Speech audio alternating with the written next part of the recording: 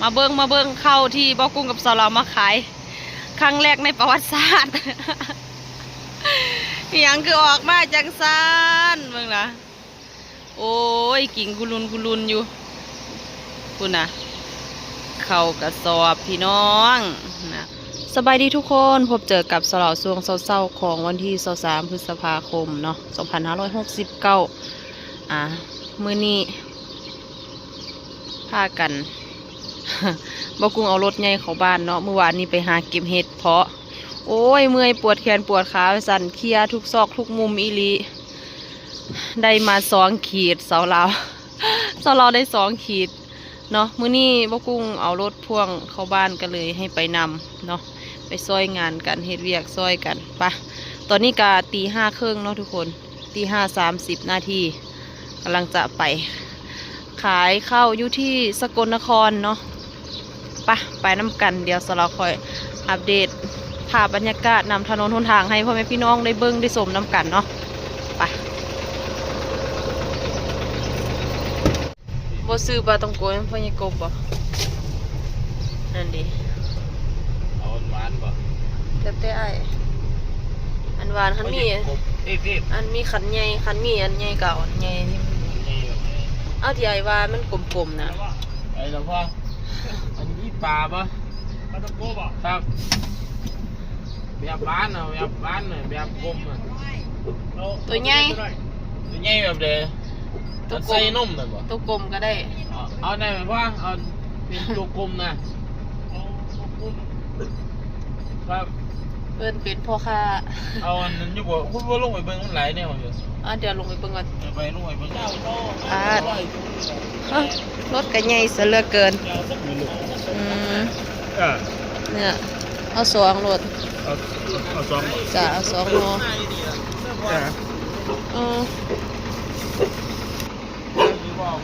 อันใดของหวานเอาเบิ่ง3 ล้อประจำบ้านตลาดน้อยตลาดเคลื่อนที่ได้ของหวานแบบใดเอาอยู่บ่รถ2เอา1บ่ได้กินโดนแล้วคืออยากกินเบิ่งครับมีทุกอย่างน้อยแต่แน่นพ่อค้าประจำบ้านเซาเราเซามาเป็นต้องลุกขึ้นมาซื้อของจักบาทละพ่อ35บ่เอาหาขึ้นหน่อยดิ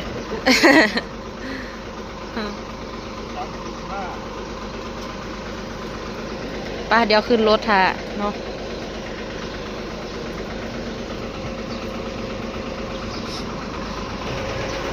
รถก็ใหญ่เต็มทางเลยปิดถนนซื้อแนวกินทุกคนนักล่าเห็ดเพาะไปแล้วผู้ใดไอ้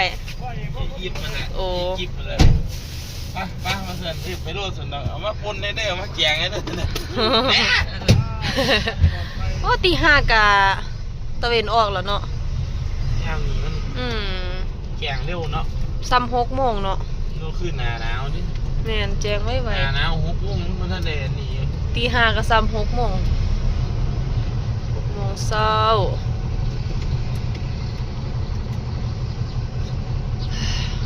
ได้เดินทางปลอดภัยจ้ะไปหาเห็ดเพาะติเมื่อไปเราเมื่อยปวดต้นโตเบิดปวดขาปวดแอว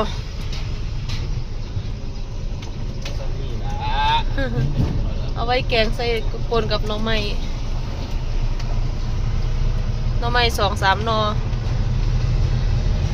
แกงใส่เห็ดเพาะสด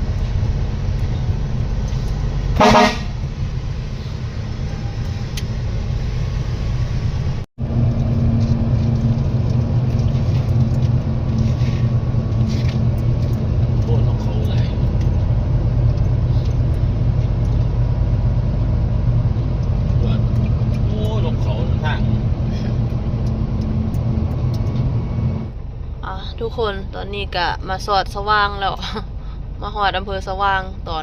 6:14 นาทีเนาะ โอ้ยลัดมา โอ้ ติดไฟแดง คือเก่า โดนแท้ เนาะรถก็บ่ค่อยมีไฟแดงทางโดนอย่างอ่านวางใดนะรถเพิ่นนี่ อ่านบ่เป็น นี่ยังตัวกลมๆข้างล่าง จัก เฮ้ย คือสระอุ บ่ แม่น โอ้ใส่มาหามาขาย เออ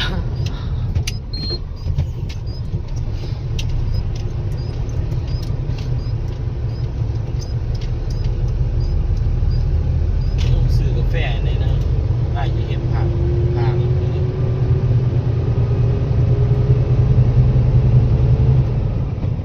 บ่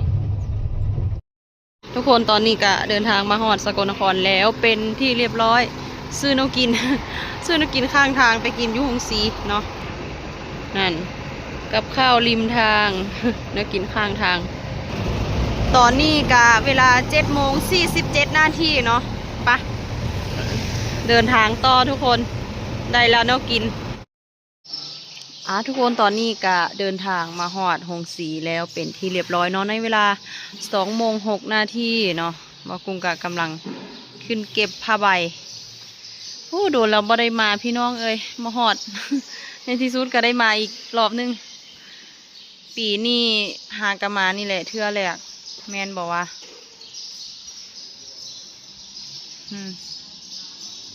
มาฮอด2:00พอดีเก็บผ้าใบแล้ว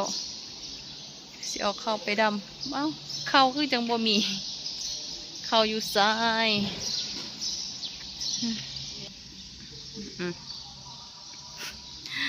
ใส่ละเขาพูดนะ เขาให้ใส่กระสอบมาทุกคนใส่แต่แม่ประมาณ3 ตันเอาบ่ท่านในปลดติปลดแล้ว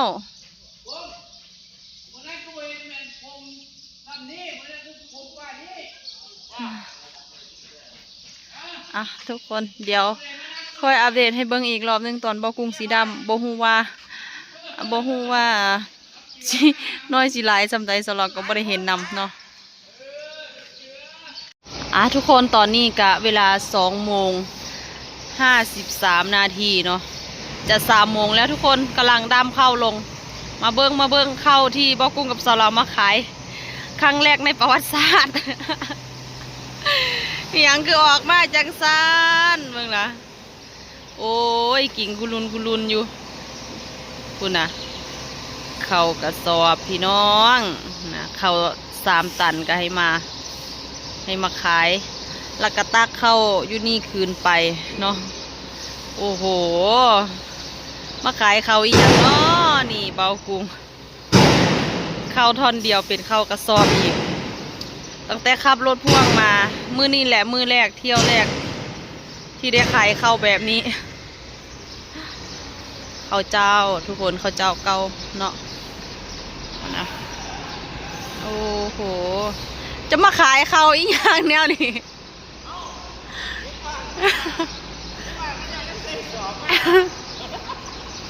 โอ้ย บ่สมทานอะบ่สมกับรถเลย น่าจะใส่6 ล้อมาเนาะนี่เนาะใส่6 ล้อมาพอดีเป๊ะพุ่นทางพุ่น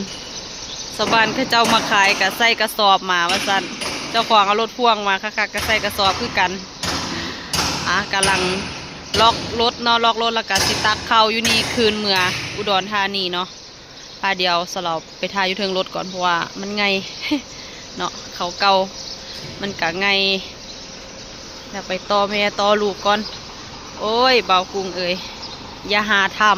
ำผสมกับรถเลยล่ะเขามาขาย3 ตันมึงละ3 ตันเก่ามาโอ้ยทุกคนตอนนี้ก็กำลังตักเข้าขึ้นรถเนาะนี่ตักแรก โอ้ยรถตักก็ได้ ตรวจสีเบิ่งหม่องหนึงตักหม่องหนึง ก็ตักกวางนี่ละ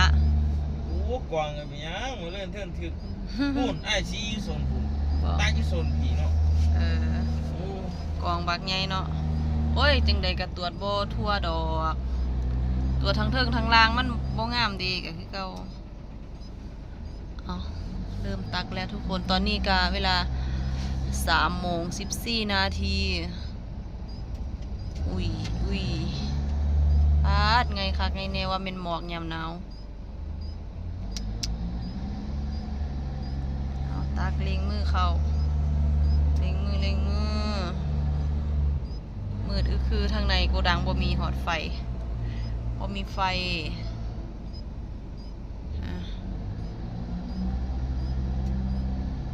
ทุกคนเดี๋ยวเป็นจังใดแล้วยามใดเดี๋ยวสลอคอยอัปเดตให้เบิ่งอีกรอบนึงสลอเห็นผักบุ้งงามอยู่หั่นเดี๋ยวตาข้าวแล้วเดี๋ยวสิพาย่างเก็บผักบุ้งมากินกับตำบักฮุงหรือว่าผัดก็ได้ก็แซ่บคือกันเนาะยอดผักบุ้งหากะแทงออกมาถูกฝนผักบุ้งถูกฝนก็งามเนาะอ่อนดีเดี๋ยวพาไปเก็บเด้อทุกคนตอนนี้กะตักข้าวแล้วเรียบร้อยในเวลา9:50 นาทีเนาะ3:50 นาทีตักแล้วเรียบร้อยบกกุ้งกะคุมแยงแล้วเป็นที่เรียบร้อยเนาะปะบกุ้งจะเคียมโตไปเอาบินเดี๋ยวสเราพามาเก็บนี่ยอดผักบงเบิ้งดูโอ้โหยอดเป็นยอดเบิ้งให้เบิ้งใกล้ๆนี่เป็นยอดแบบนี้เลยเนาะยอดบ่ใหญ่แต่ว่างามนี่อ่อนนั่นเก็บไปกินกับตำบักฮุงไปพัดกินทั้งแซ่บทุกคนมันกรอบแล้วก็หวานเนาะกรอบแล้วก็หวานมันมีอยู่ผสมกับหญ้านี่เป็นจังใดงามบ่พี่น้องว่านี่เก็บได้ยาวๆเลยเดี๋ยวขอตัวเก็บผักบุ้งก่อนพูนไปทางพูนแดดกระฮ้อนทุกคน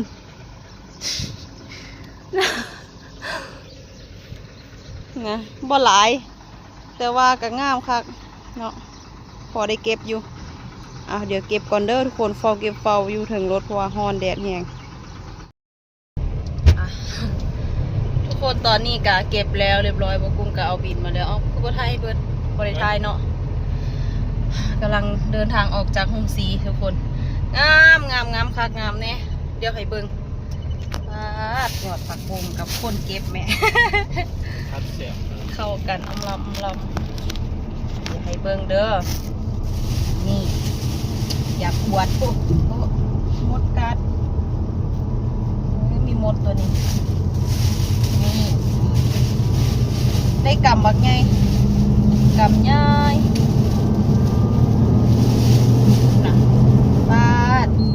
ยอดบ่ใหญ่แต่งามพอดีแซ่บซ้ำนี่ละเนาะไอ้ผัดผักบุ้งไฟเขียว ผักบุ้งไฟแดงก็มีหมดคุ้มค่าเมื่อยยุฮอนแน่หน่อยนึงปกติแต่ละปีมันสิหลายกว่านี้เด้แต่ว่าปีนี้เกิดบ่หลายเนาะ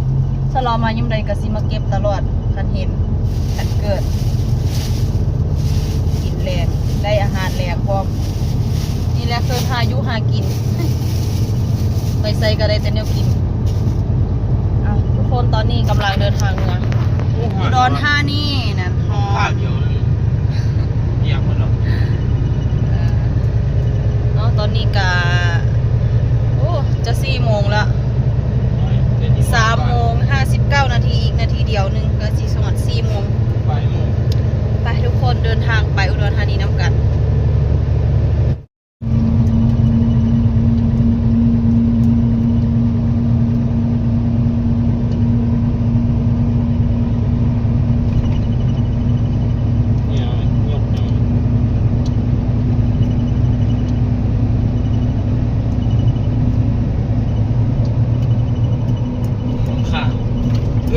ทุกคนตอนนี้กะเวลาเที่ยง5 นาทีเนาะเดินทางมาฮอดบ้านกุจิกอำเภอยังวะสว่างสิมันยังคือสว่าง มันสิเลยสว่างล่ะแต่ไม่ทันเลยมาฮอดนี่แหละอำเภอสว่างมาแวะกินข้าวทุกคน กินแต่ข้าวนี่เราบ่หอดใส่จักเทื่อดอกมากินต้มขมกับทอดเนื้อกับข้าวเหนียวนี่ หมดค่ ข้าวเหนียววันทอง2 สี ำ มานั่นเอาเดี๋ยวขอตัวกินข้าวก่อนเด้อเท่าแกก็โทรตามแล้วเขากินได้เข้าได้2-3 คำเท่าแกโทรมา กินบ่แซ่บเลย เปล่า ล่มเลย โอ้แสบคือเก่าละสดใสห่อนอ่ะเดี๋ยวขอตัวกินก้อนเด้อทุกคนกินข้าวแล้วก็ออกเดินทางต่อ เจ้า เจียวคมบ่กินข้าวอิ่มแล้ว แลนมาข้าวนึงฝนตกห่ำตกบักแห้งนึงอยู่บ้านกุจิกมาบ้านขาม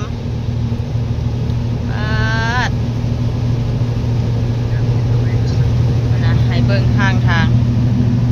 โอ้โห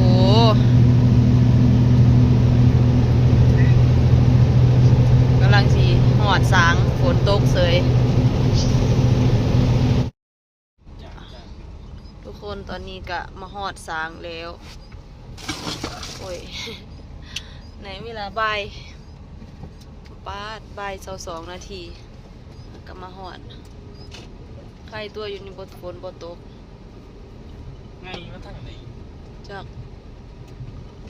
ไปเอาเขาไปดำลง